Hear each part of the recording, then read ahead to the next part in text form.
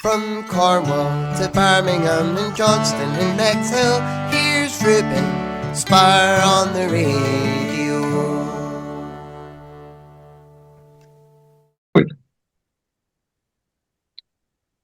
Hello to Nancy Manet. How are you today? I'm great. How are you? I'm very well, thank you. Thinking of you, chat to you. So, can you tell me, would you like to record your debut album of this year? A little surreal, I think, is a good word for it. Quite well. We recorded it. We started the recording in June of 23, and we wrapped it up in October, and then released it in May of 24. So, yeah, experience of a lifetime, truly. Very honored to have worked with the people that I got to work with. My producer, David Percival, Yellow Dog Studios. He's a Grammy award-winning producer, and then the honor and privilege, and just feel like the luckiest gal in the world to be able to record at Abbey Road Studios and Criteria Studios as well for that project. So, is there any tracks on your debut album, the Nancy Manet album, that you'd like to chat about? Any track specifically? Yeah. Yeah. It's interesting. Many have written me about the song "Don't Let Her Ruin You," and I've actually gotten a lot of whether it's off of YouTube or off of Facebook, Instagram. I've gotten a lot of notices and notifications from people about the impact of that song for them. And so I think it's I think it's the second song on the album, and it resonates with a lot of people. I wrote it for men and who have found their wives being unfaithful or had been in any very damaging relationship, and are, struggling to start over. And that would be one that I would absolutely highlight. I also, it's interesting, it closes the album, and it's the gentlest, I would call it the gentlest song on the album, that is called Fractured. And it was really, I wrote a much larger work, and the debut album came out of that. And that song, Fractured, really closes that larger work, and then it closes the debut album as well.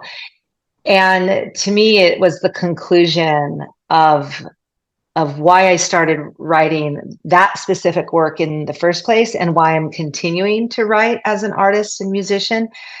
And life can be very painful, and life can really dish out a lot of, we have many ups, but we also have many downs and losses. And one day I was talking with someone, and I just said, gosh, I just feel broken. And then she said, really broken? And I went, no, I'm not broken. I'm not broken, but I feel a little fractured. And then as I started thinking about it and we talked, I got off the phone and I sat and I wrote those lyrics that, we are all fractured, but it could create a beautiful kaleidoscope. So I personally really love the song, because it's like this, if I could just sing a song over the world, just to wrap it in some love and care, it would be that song. So On November 1st, you're going to release your Christmas single. So can you tell me about your Christmas single called The Spirit of Christmas? Yeah, so November 1st, that's tomorrow. I know when this airs, that will have already passed. But yes, very excited for Spirit of Christmas. And the reason I'm wearing the LA Dodgers hat, because they just won the World Series, but it ties into my Christmas story. So in 1981, the last time the Los Angeles Dodgers faced the New York Yankees in a World Series was then.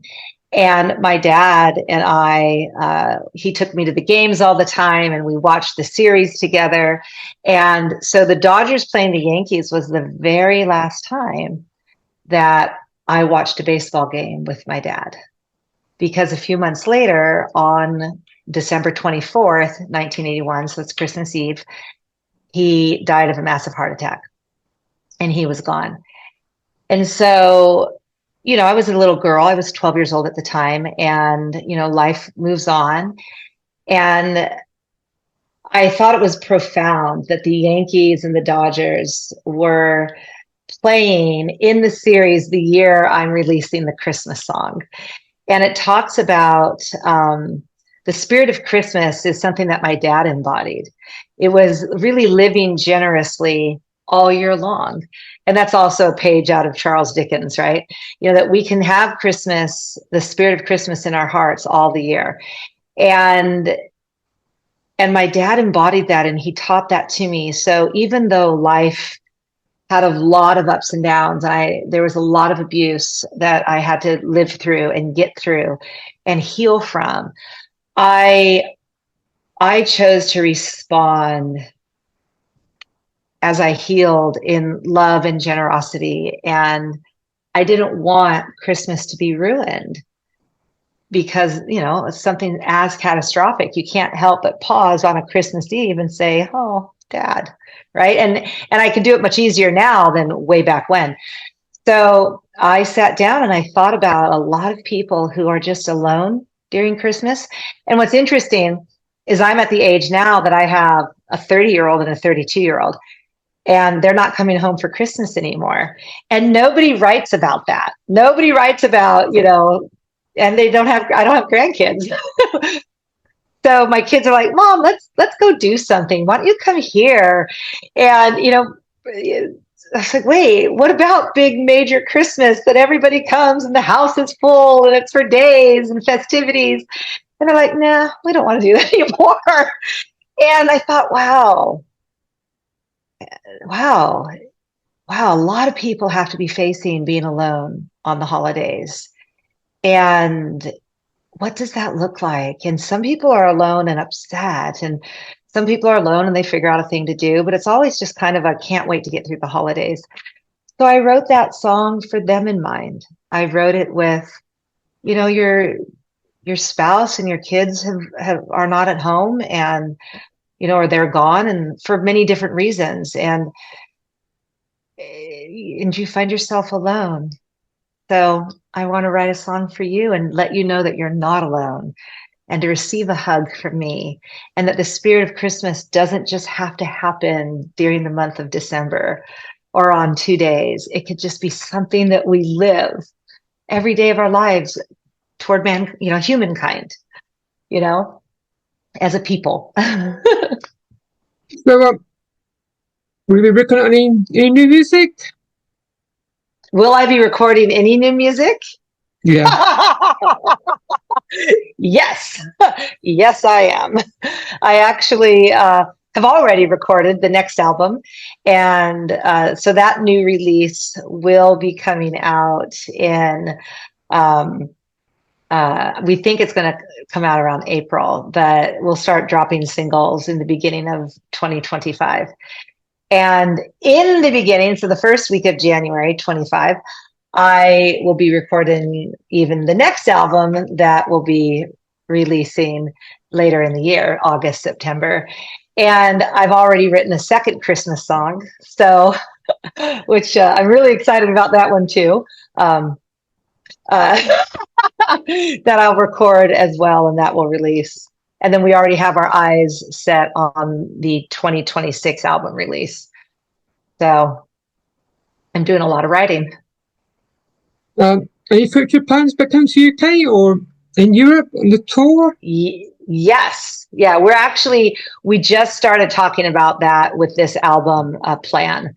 And so we will be promoting and absolutely looking to set something up. Yeah, I can't wait. I have a lot of friends over there. And then being able to record there, of course, I would be really honored if people would want me to come over there and play and meet them. Yeah. Okay, tell me, has it been an independent artist for you? How's it been as an independent artist? Yeah. I love it. I love it. I love every bit of it. I see it as, you know, I know the word work or the word job has a sometimes a negative connotation because it's this thing that we have to do to go enjoy our lives. And I've always loved it. And so I love every part. I love work. I've enjoyed my jobs. I mean, no job is perfect, right? And so I really see it as that. I wake up every morning and it's like, I get to go to work and I get to go to work and write and I get to go to work and learn how the music industry works. And I get to wake up and go perform. I get to wake up and even answer emails and engage with fans. And I love it. I just love every bit of it and the whole process, even the traveling.